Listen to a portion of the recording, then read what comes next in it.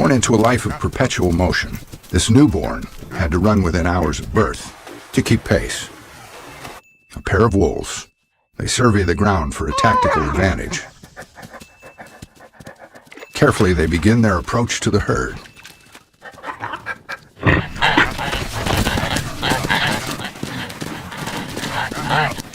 In the turmoil, mother and calf get separated. The mother must run for her life. The calf stumbles.